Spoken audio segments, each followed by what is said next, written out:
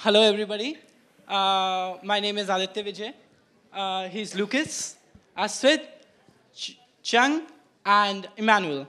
We are going to show you a skit of how life will be in future. Les nouvelles technologies sont un point crucial pour notre futur. La réalité virtuelle va totalement révolutionner la façon dont on travaille et la façon dont on vit quotidiennement. Mais ça va aussi changer nos relations humaines pour le meilleur et pour le pire, comme nous allons pouvoir le voir dans la scène numéro 1. Happy birthday to you. Happy birthday to you. Happy birthday to you, Lucas. Happy birthday to you.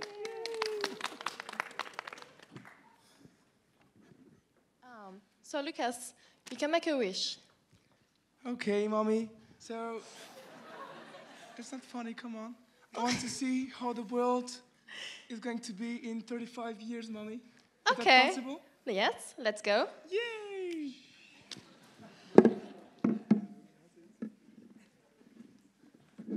Daddy, what you doing? Don't disturb me.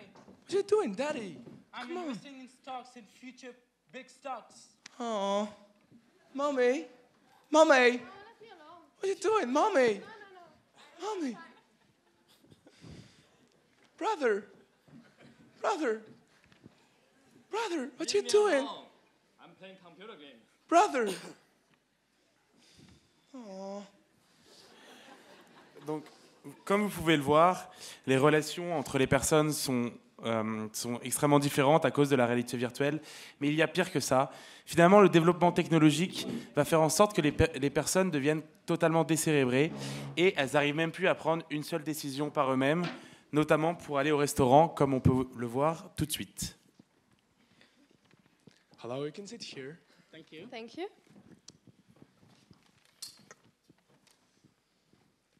So, do you know what you want to have? Yes, I would like fish and chips, please. That's a very good choice. What about you, sir?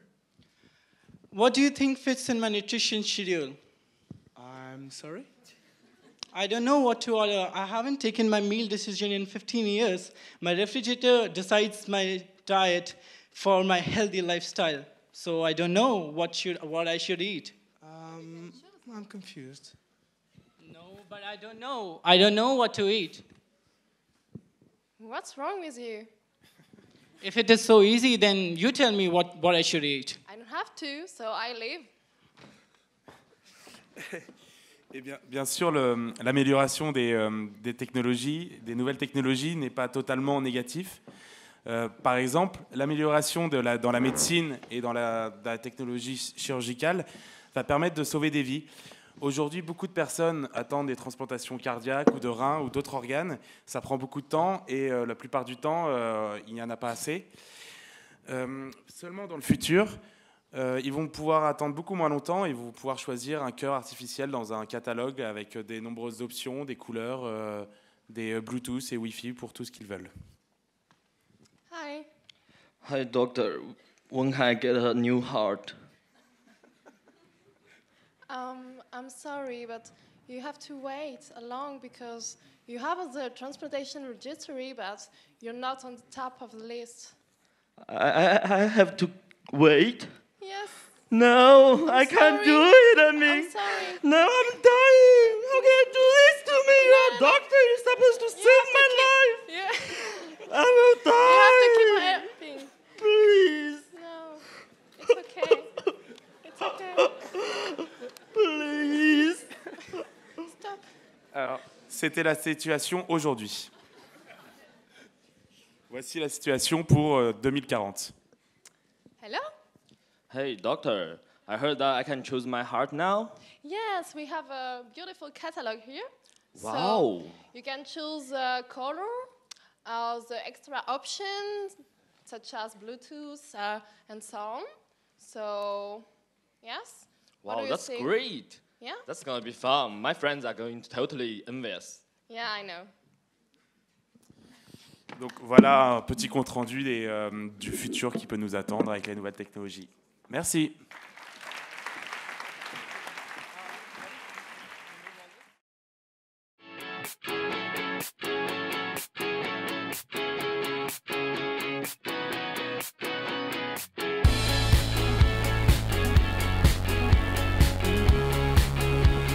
Yo, yo.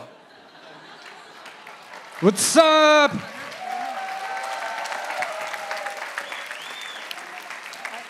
Hey, okay. Thanks. We are Group 5, and our name is Yahweh. We're a group of rappers, you see. Yeah.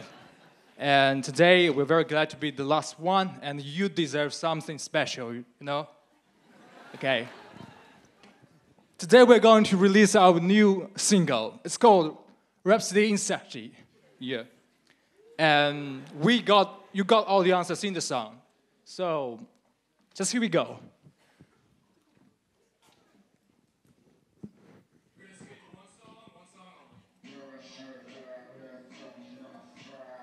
Yeah. Yo, this is Yahweh,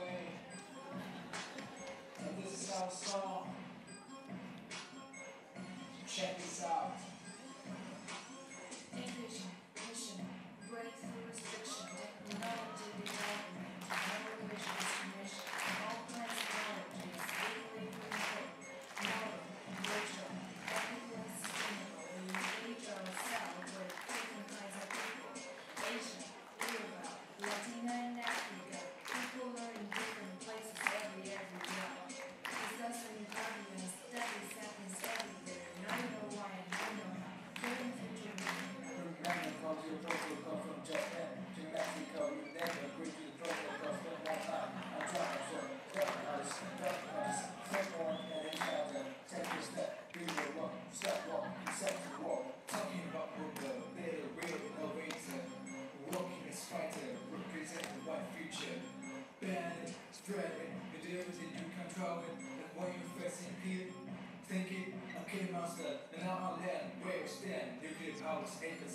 See further, Big River, that's our massive dominator.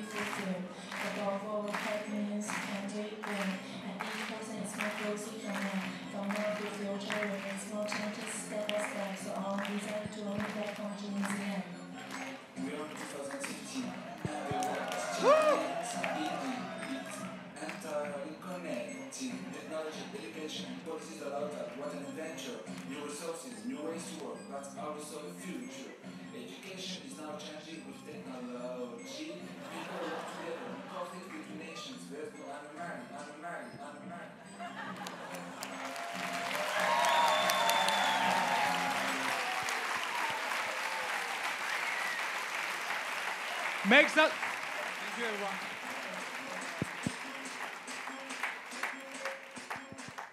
Okay, let's make some noise for these great rappers again, all right?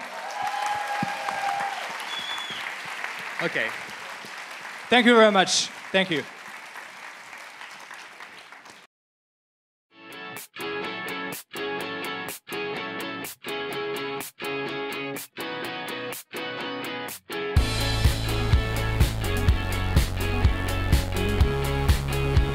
afternoon, everyone. Thank you for giving us the chance to introduce ourselves. We are number 16, and our team name is Fly Away. Not Fly Away, it's Fly Away. Now, before showing the movie, I'd like to introduce our team members. This is Yasmin. This is Yo Fei. This is Anne. This is Kang Jing. Sorry. And that is Flo Han. We took for granted that in the 35 years, there will be transhumanism in our life. So how can we solve this problem between life and work? We can see from the movie. It begins.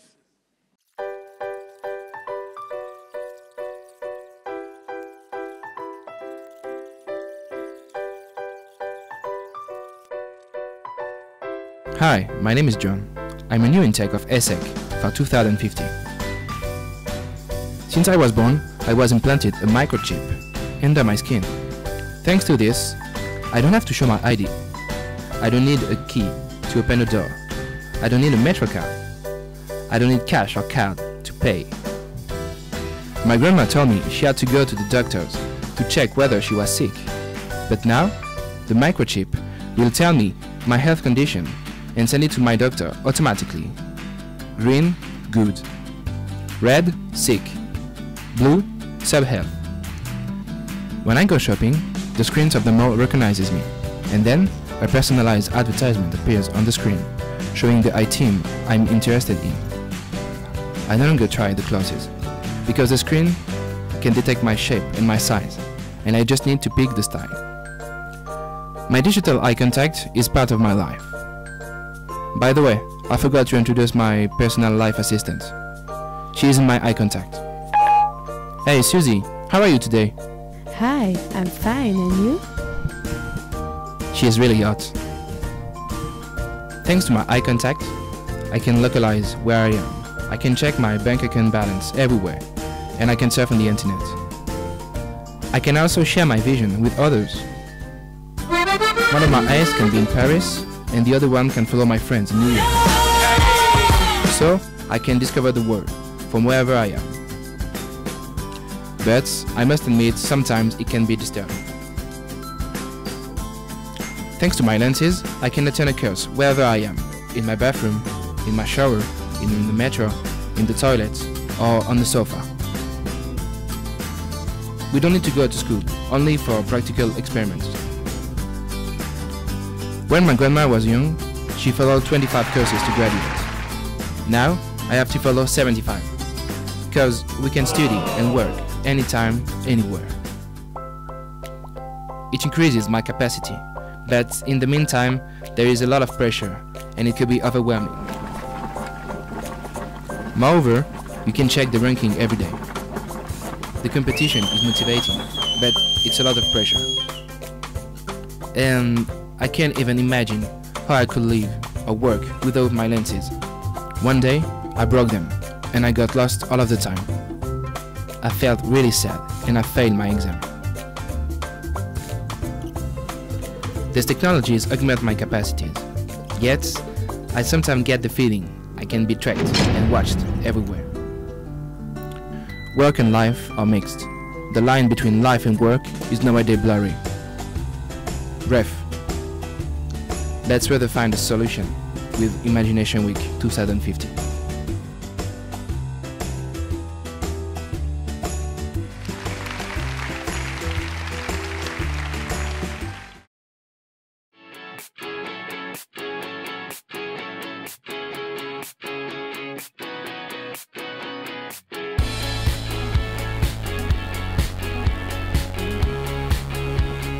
Hello again. So we are in English in the French-speaking group. So I'm just going to give you a quick summary in English so that the English-speaking students get some context on the video and understand our project. So our project started with like an observation that today a lot of people are actually not really passionate about the job. They're just working to get money. And we thought that we were all aspiring and having like more passion, more interest in our jobs. That was a tendency that was going up for the next 15 years. So we thought we would create a platform called Job Fair, allowing you to meet other employees doing a job you're interested in. And just that way you could teach them your job, they would teach you their job, and then at the end of when you've learned the job, you would exchange your positions in the company. So we did a video that's explaining all that in French, and I hope that you'll enjoy our work. Thank you.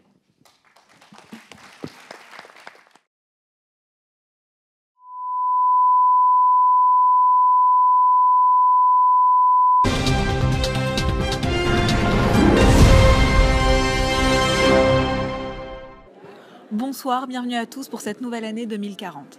Le titre du jour, la grève dans le secteur des ressources humaines qui touche le monde entier. Avec l'émergence de Job Fair, nouvelle plateforme de reconversion professionnelle, de nombreux employés dans le secteur des ressources humaines se retrouvent sans emploi. Dans un univers changeant où chacun d'entre nous souhaite toujours plus de flexibilité et de personnalisation de ses recherches d'emploi, la start-up Job Fair est le concept qui a fait le buzz sur les réseaux sociaux cette année. Monsieur Pavie, le fondateur de Job Fair, nous accorde une interview exclusive à ce sujet. Un reportage de Anna Makowski et Sophie Lacaze. Alors le succès de Job Fair, l'idée de Job Fair, elle part d'un problème existentiel, vivre pour travailler ou travailler pour vivre. Le constat aujourd'hui, c'est que la population est désenchantée. Les gens s'ennuient au travail, les gens sont prisonniers d'une routine.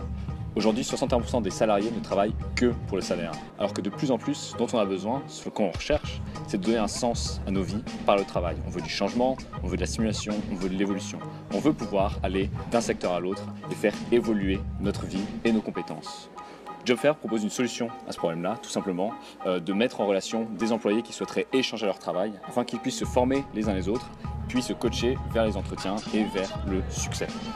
Bonjour, je m'appelle Cédric Villani. Avant, j'étais mathématicien et grâce à Job Fair, j'ai eu l'occasion de rencontrer Karl. Karl, il se défendait bien. Il savait faire 2-3 additions, il a même réussi une division. Je l'ai formé et aujourd'hui, il a pris mon job. Moi, comme vous pouvez le voir, j'ai toujours été bon en mode. Aujourd'hui, je m'éclate. Merci Job Fair. Alors effectivement, l'une des grandes forces de Job Fair, c'est qu'on se passe maintenant de la recherche d'emploi interminable sur Internet. On se passe également des rendez-vous chez Pôle emploi et puis on n'a pas besoin d'attendre qu'un poste se libère quelque part. Il suffit de trouver la personne qui partira.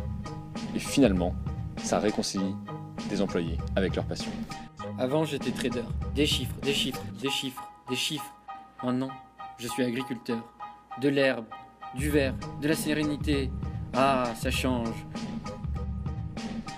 Alors l'autre gros avantage de Job Fair, c'est qu'en échangeant votre travail avec celui de quelqu'un d'autre et en étant formé par la personne que vous allez remplacer, vous passez des entretiens avec des interlocuteurs qui ne s'intéressent pas à votre profil. Et puis bien sûr, vous évitez aussi les entretiens pour lesquels vous n'avez aucune compétence. Avant, Jamel, il était architecte. Mais bon, il n'était pas très heureux et puis il commençait à construire un peu n'importe quoi. Du coup, on a échangé. Maintenant, c'est moi l'architecte et lui, il fait rire les gens. Alors l'autre élément qui a fait le succès de Job Fair, c'est qu'aujourd'hui, en 2035, tout le monde a dans son salon les terminaux qui sont nécessaires à la réalité virtuelle, tout le monde a les capteurs de mouvement, et ce qui permet en fait à nos utilisateurs de se retrouver sur notre plateforme, se retrouver virtuellement, mais ils se retrouvent tout de même en face à face pour se transmettre les gestes, pour se former les uns les autres. Voilà, fini les formations pipeau, fini les surcoûts pour entreprises pour la formation, et puis les gens sont vraiment heureux parce qu'ils savent à quoi s'attendre dans leur travail. Ouais, moi avant, j'étais barman quoi. Et puis maintenant, je suis chanteuse au cabaret. Merci pour ce reportage vraiment très intéressant. C'était donc Job Fair, cette nouvelle interface innovante qui n'a pas fini de faire parler d'elle et qui connaît un très très très très grand succès. On se retrouve donc demain. Très bonne soirée à vous. Au revoir.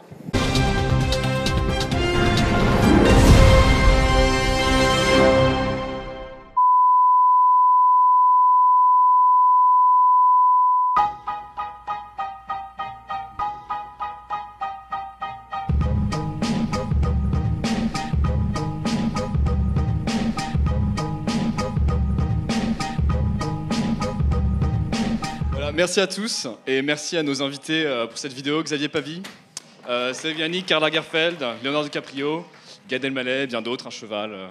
Voilà, merci beaucoup.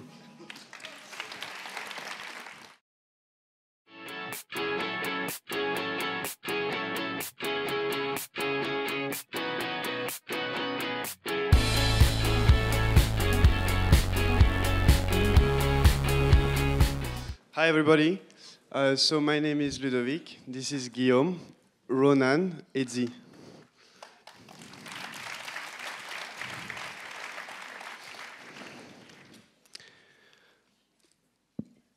In our societies, there is a struggle between work and personal life. People are asked to work more and more, and there is less time left for their personal life. But to us, there is a struggle because there is a lack of time. If we had enough time for both work and life, there wouldn't be any struggle. Thus, the problem of balance between work and life for us is a matter of time. That is why we wondered about how to earn time. And it appeared that the time we could earn is the time when you neither work nor live. It's the time between work time and lifetime. Most of that time is spent in transports. When you go to work, when you come back home, when you go to visit a friend. We also know that more and more people are living in big cities, and their number will keep increasing in the years coming.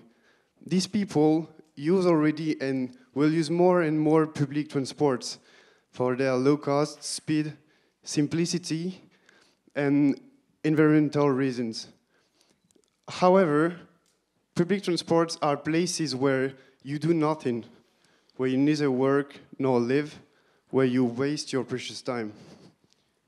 So this is our video. Let's have a life in the public transport. So this is Michel. He's 32. He works in Paris, but lives in Cergy, which means that he has to do each day more than 1.5 hours in the area. Michel likes to spend time with his family. He likes to play sport, and he loves music. But he felt like he felt to spend to lost 2 hours each day instead of doing what he likes. So obviously, Michel is very sad. But how can he manage it? Because he has to go to work to earn a living, but he lost 2 hours a day for the living, instead of living. He's bored. But this was before, because now we managed to create a new area which with a specific room, one to take a rest, one for food, one for work, one for entertainment, one for meet people, and one to go to the gym. The restroom will provide comfortable couches for commuters to have a good rest, with alarm clock reminding them to get off. And then comes the dining room. You can enjoy pizza, hamburger, sushi, and you will no longer work with an empty stomach. And then working room available for workaholics. Then you can write, read, and use your computers. Of course, you don't need to worry about the Wi-Fi, which is rather strong and totally for free. And then comes the entertainment room. You can enjoy music, movies, and sport broadcasting.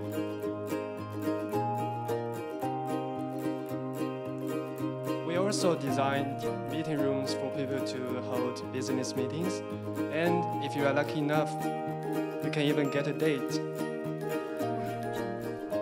It would be wonderful if commuters can do exercises in the public transport. That's why the gym room is designed for. And facilities for running, biking, and working out are available to commuters.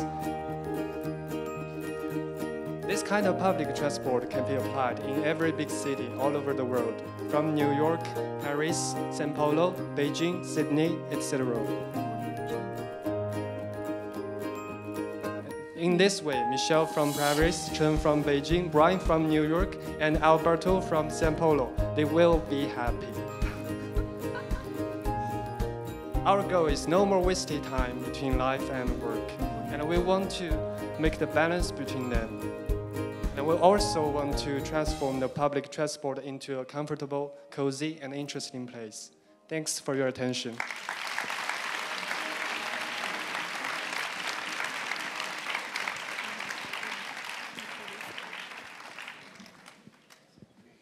Thank you very much. Your group is the number 29, right? Right. 29.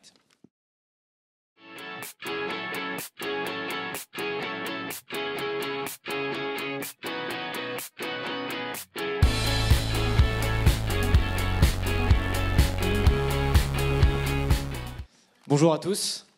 On est le groupe numéro 48. Je vous présente Marc, Kevin, Omar, Loubna et Chloé.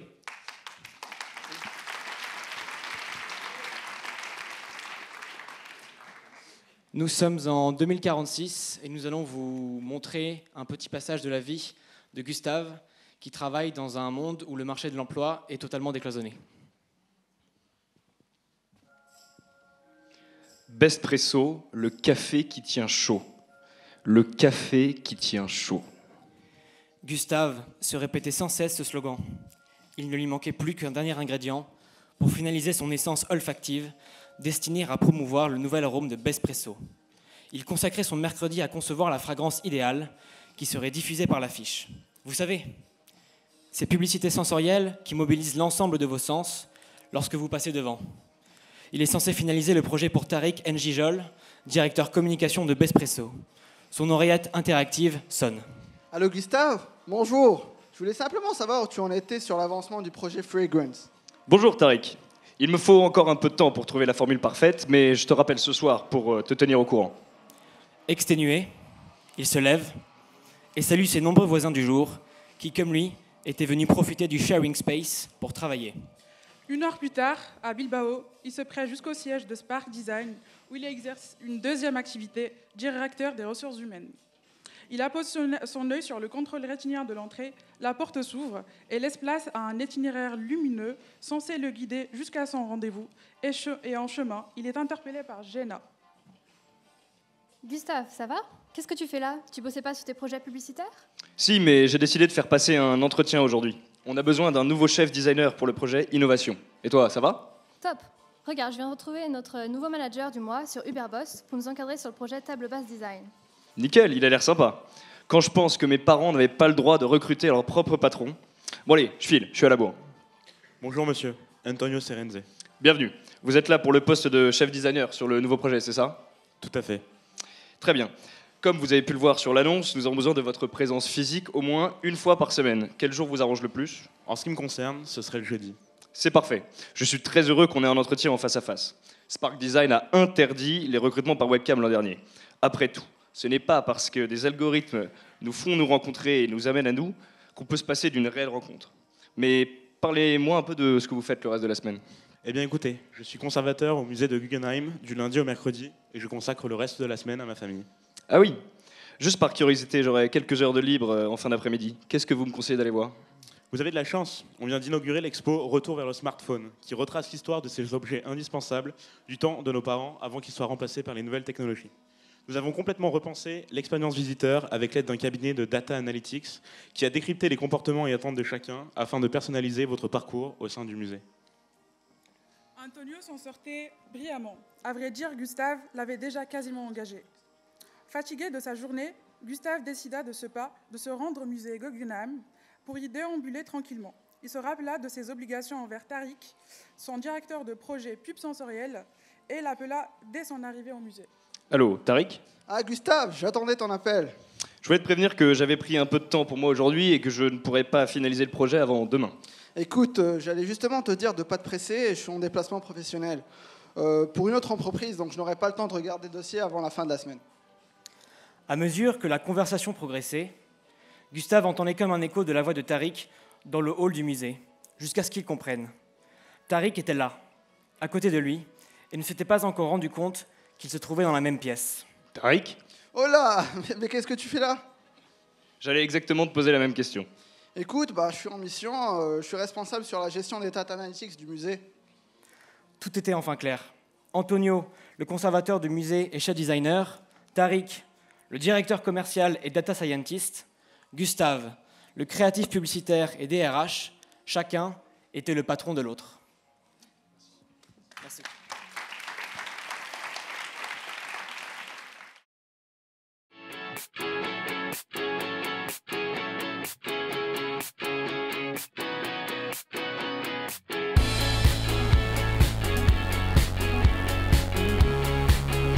Bonjour à tous.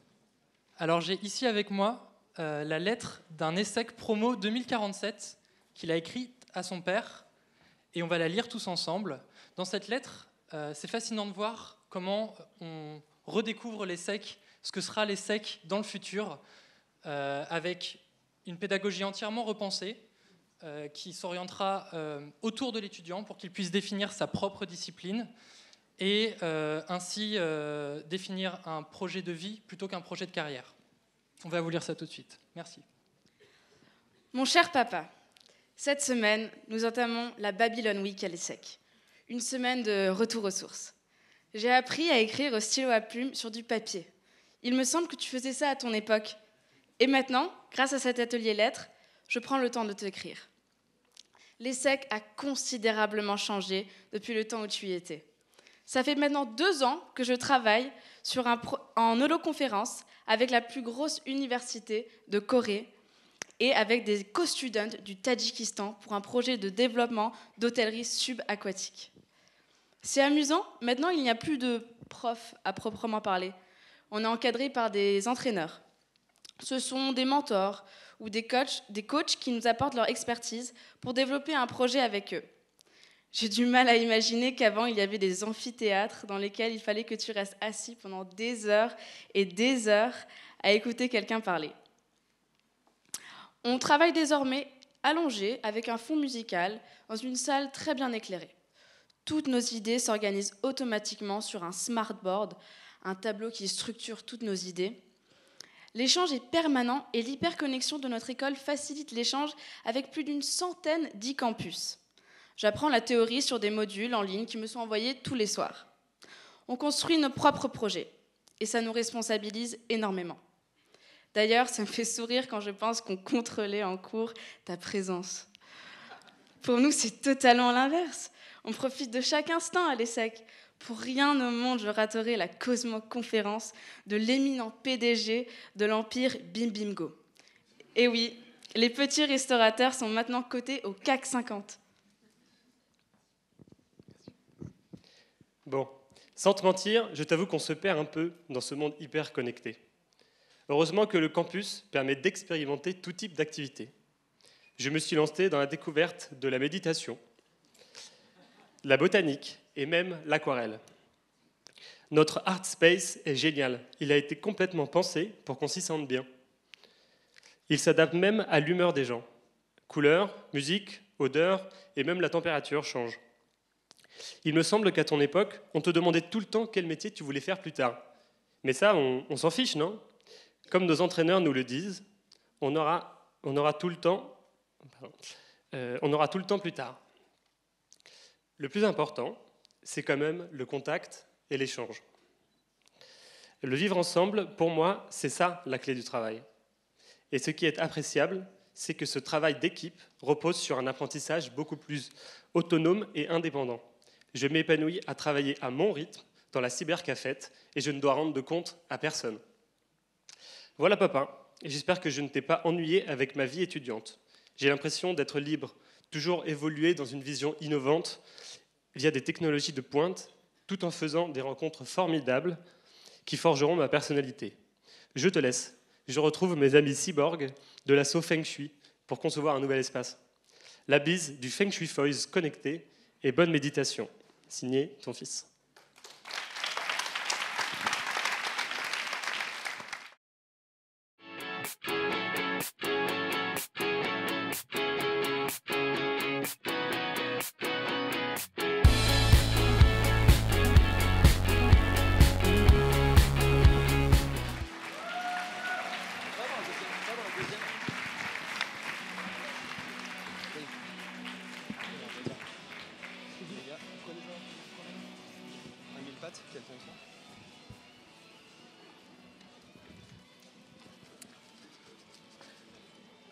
Bonjour Jamie, alors, on étudie les 1000 pattes aujourd'hui ? Mais non Fred, ce n'est pas qu'un simple 1000 pattes, c'est le modèle de l'organisation du travail de demain. Ah bon, mais comment ça ? Explique-nous un petit peu plus. C'est très simple, le corps représente l'entreprise de demain et ces pattes sont autant de personnes qui travaillent pour cette entreprise. Mais ce n'est pas très innovant ça, c'est un peu comme ça que ça marche aujourd'hui, non ? En fait, chacune de ces pattes, c'est-à-dire chacun des individus ou des groupes d'individus, collabore avec les autres autour de projets sans être directement salarié de l'entreprise. Chacun est donc indépendant. Du coup, chacun choisit les projets auxquels il veut participer. selon ses compétences et ses intérêts, et a donc un statut de freelance, travaillant pour l'entreprise de façon ponctuelle. Les talents de chacun sont donc complémentaires et utilisés selon les besoins des projets. Et le corps du mille pattes alors, qu'est-ce qu'il représente? C'est très simple, Fred. Il représente une entreprise ouverte qui sert de plateforme pour les différents projets. Elle a donc très peu de salariés propres, mais surtout des ressources humaines à géométrie variable selon les missions. Au final, c'est pas un petit peu comme ça que fonctionne Google aujourd'hui? Pas du tout, Fred. Aujourd'hui, Google est une super entreprise divisée en pôles qui sont autant d'entreprises intégrées à Google, par exemple, pour les Google Glass. Notre vision du travail du futur va beaucoup plus loin. En fait, nous envisageons un système où les travailleurs sont indépendants et non pas salariés. Par exemple, Monsieur Dupont voit sur la plateforme un projet auquel il veut participer. Il choisit d'accepter cette mission, ce qui va l'amener à collaborer avec d'autres acteurs ayant chacun leurs compétences. On a donc une double dynamique, une atomisation à l'échelle des individus et une concentration à l'échelle des entreprises. La société du futur sera donc constituée de quelques grandes entreprises appuyées sur la somme des individus. Du coup, chacun participe à la croissance de la grande entreprise, tout en étant son propre patron et en ayant la possibilité de choisir les projets qui l'intéressent. Ce sont toutes les pattes qui font avancer le mille pattes sur la voie de la croissance, puis on ajoute les pattes qui font avancer le mille pattes beaucoup plus que s'il était tout seul. C'est le bruitage. Putain. Mais alors concrètement, Jamy, qu'est-ce qui va changer pour l'organisation du travail, pour les salariés, pour les travailleurs? Alors c'est très simple, ils y gagnent en liberté. Ils décident de l'organisation de leur travail et de leur vie. Ils ont une plus grande flexibilité, chacun choisit son rythme de travail. En plus, on peut travailler d'où on veut grâce aux avancées de la technologie. La phrase « je vais au travail » n'existera plus, c'est le travail qui viendra à nous. C'est aussi l'avènement du travail passion. Les gens choisissent de faire ce qu'ils aiment vraiment. Chacun trouve sa place dans la société. On passe vraiment à une éco-société qui fonctionne comme un organisme où chacun apporte selon son background et ses spécificités. Et pour l'innovation, il n'y a pas aussi quelques avantages? Mais tout à fait, Fred. Les interactions entre les différents acteurs favorisent la prise d'initiative et le comportement créatif des participants. On valorise simplement la créativité de tous. L'innovation peut émerger n'importe où. C'est ce qu'on appelle l'innovation ouverte. En effet, aujourd'hui, nous connaissons un système de forme pyramidale. L'innovation est donc concentrée dans les pôles de recherche des grandes entreprises. À l'avenir, nous tendrons de plus en plus vers un système de cette forme-là. Ces points représentent autant d'individus ou de groupes d'individus. Et leurs interactions, symbolisées ainsi, favoriseront l'émergence d'innovations à l'initiative de chacun, n'importe où dans la société. Tout cela me semble au final très intéressant, Jamy. Mais quand même, ça m'inquiète un petit peu. Il faudra tout de même veiller à ce que les entreprises ne concentrent pas tous les pouvoirs. Les organismes de régulation doivent toujours pouvoir contrôler les décisions des entreprises. Exactement, Fred. Allez Marcel, on y va, fais chauffer les moteurs.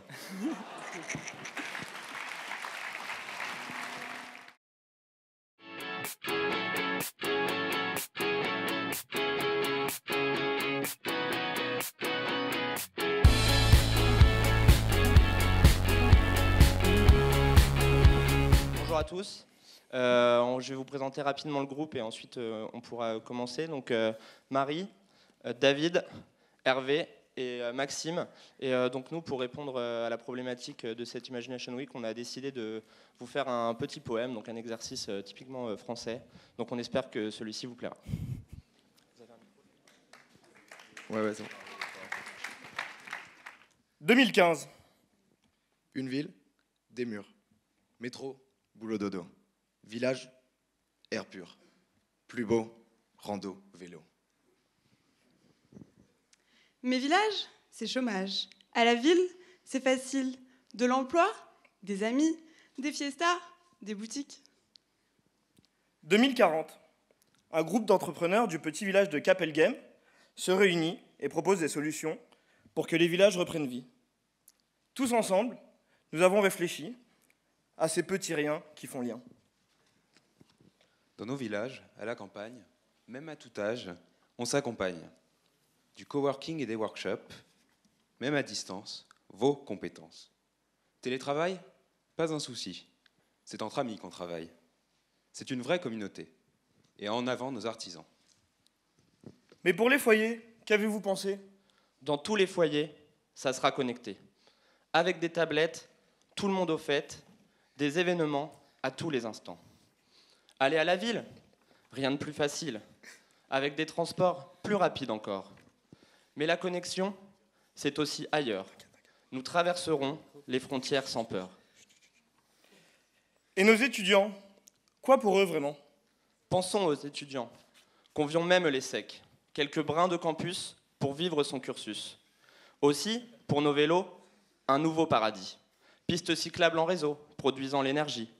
Quelques panneaux solaires sur le toit des maisons. Jardins communautaires où tous les habitants joueront les paysans. La mobilité, quelle possibilité? Partage avec les autres, de village en réseau. À la rencontre des autres, c'est possible de nouveau.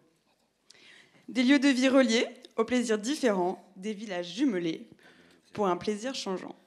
Restez quelques instants ou passez votre vie, quelque chose vous attend, peut-être ailleurs qu'ici. Respire-t-il la vie, vos villages promis?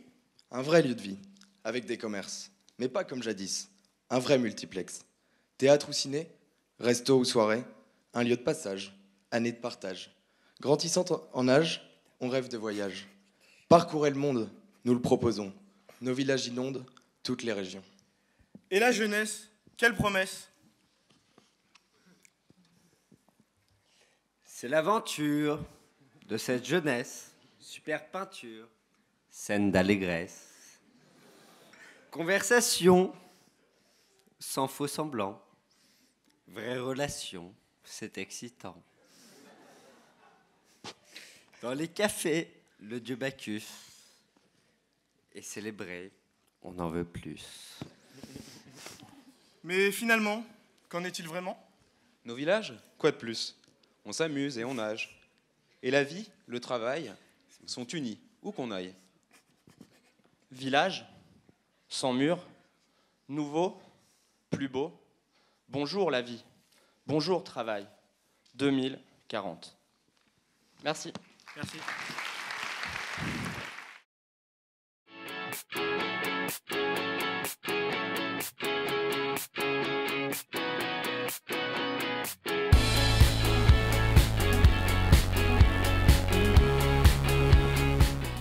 Hi. I'll go quickly. I just present every members of the group. So I'm Luis. Here is Mokhtar. He's Nicholas. Here is Nicholas. Here is Anna, Vincent, and Margot. So we'll present you a little piece of art. Enjoy.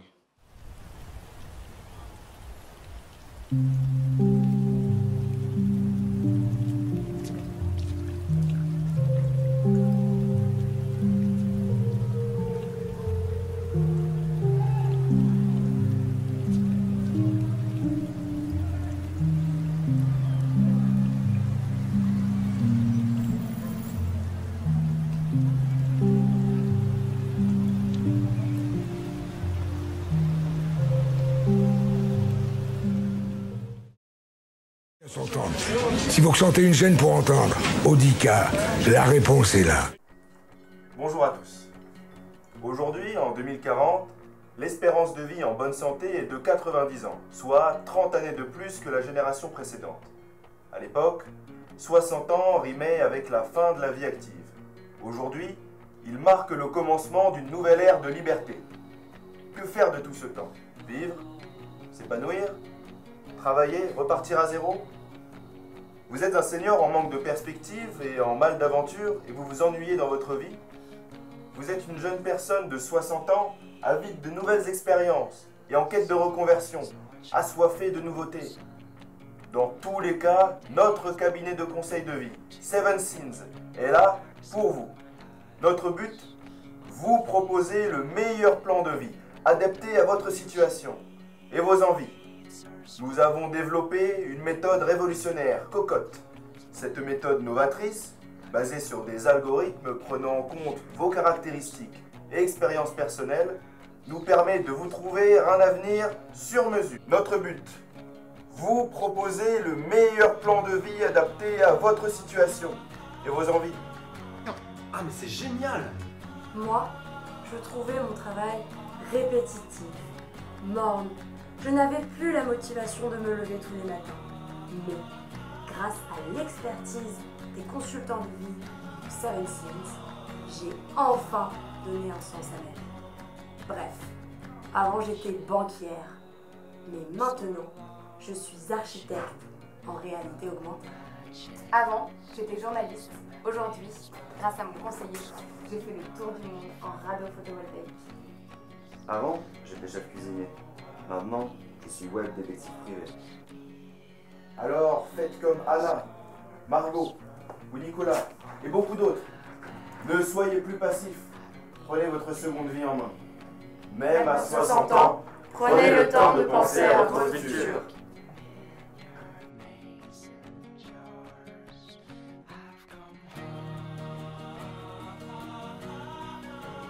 Nicolas, ça c'est pour toi.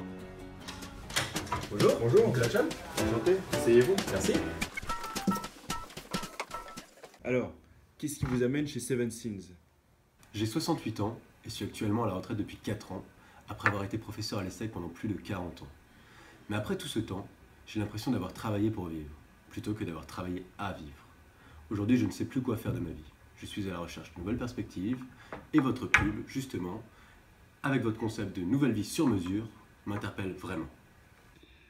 Eh bien, voici comment nous procédons afin de trouver votre projet de vie. Grâce à notre algorithme, nous récoltons un maximum de données vous concernant, vos données génétiques, vos rêves d'enfance, vos expériences professionnelles et personnelles, l'ensemble de vos données personnelles sur le web, Facebook, Twitter, LinkedIn et j'en passe, afin de vous soumettre une proposition sur mesure. Quelle est votre couleur préférée? Le rouge. D'accord. Si vous deviez vous réincarner en un animal, lequel serait-ce? Un animal. Une tortue. D'accord. Votre loisir préféré? Sans hésitation, le ski. Sport que je n'ai d'ailleurs jamais pratiqué assez à mon goût. Voici pour vous.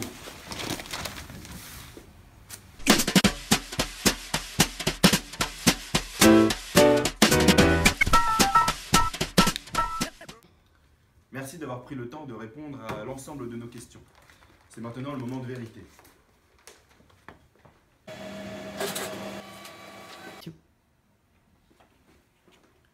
L'algorithme a parlé. Le métier le plus approprié à votre profil est celui d'imprimeur d'organes. Imprimeur d'organes? Couche par couche, l'impression d'organes permet de recomposer les tissus humains à partir de cellules souches pour former des organes et sauver des vies grâce au greffe de ceux-ci. Vous qui êtes passionné par le corps humain depuis votre enfance, votre nature philanthrope vous prédestine à l'impression du vivant en 3D. Cela vous permettra de vous épanouir pleinement. Bien sûr, nous allons vous fournir un accompagnement personnalisé afin que vous puissiez au mieux vous reconvertir dans cette voie. Mais attendez un instant. Cela veut dire que je devrais retourner à l'école? Pas du tout. Le pack reconversion vous permettra d'être formé en direct. Grâce à un implant bio-organique relié à votre cerveau, un assistant vous accompagnera étape par étape dans la prise en main de votre nouvelle fonction. Une sorte d'intelligence artificielle qui vous serait dédiée. Et comment je trouve un travail avec tout ça, moi? Nous vous mettons directement en relation avec notre réseau d'entreprises associées. Seven Sins ne vous laisse pas tomber. Enfin bon, vivre pour travailler, j'ai déjà donné. Vous avez rien de plus à me proposer? Justement, nous ne sommes pas un simple cabinet de réorientation professionnelle. Nous sommes un cabinet de vie. La méthode Cocotte n'a pas choisi l'impression d'organes au hasard. Il s'avère que les principales activités de cette industrie sont concentrées près de Grenoble, ville justement idéalement placée pour votre passion, le ski. Seven Sins est là pour travailler à ce que vous viviez. Bien monsieur, je suis séduit. Bravo. Où dois-je signer? Thank you.